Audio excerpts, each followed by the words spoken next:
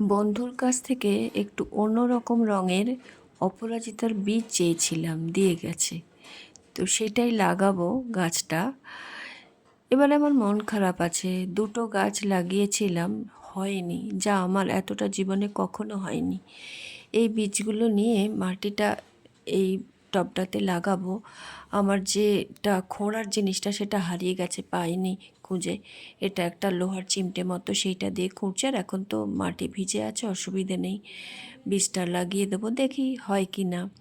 কারণ মনটা আমার খুবই খারাপ আছে, গাছ দুটো হয়নি।